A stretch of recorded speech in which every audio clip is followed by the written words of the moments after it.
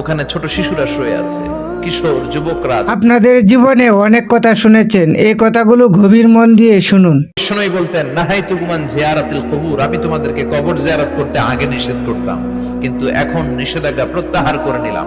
এখন সব সময় তোমরা কবরের সামনে যাবা আর জিয়ারত করবা। কবরস্থানে জানতো বড়ুয়া কৃষ্ণপুরের এই গ্রামের কবরস্থান আছে কোন দিকে? পূর্ব দিকে আছে, গোখরার জলের ওদিকে। যান আপনারা, একটু যাবেন, একটু গেলে আখিরাতের কথাটা স্মরণ হবে। ওখানে ছোট শিশুরা শুয়ে আছে, কিশোর যুবকরা আছে, আপনার মতো তাগড়া যুবক মুরব্বীরা আছে। এরা এই এলাকায় থাকতো, এরা আকাশ থেকে নেমে আসে না, এই এলাকার সন্তান, আজ নাই। একটা সার্টেন পিরিয়ড শেষে আপনিও থাকবেন না। This is the nature of life, this is the circle of life. ছোট্ট শিশু হয়ে এসেছিলেন, শৈশব, কৈশোর, যৌবন, প্রৌঢ়ত্ব। আগে ছিলেন সিঙ্গেল, বিয়ে করে হয়ে গেলেন ডবল।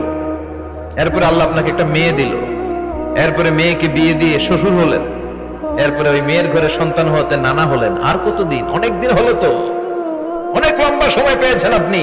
Think about death.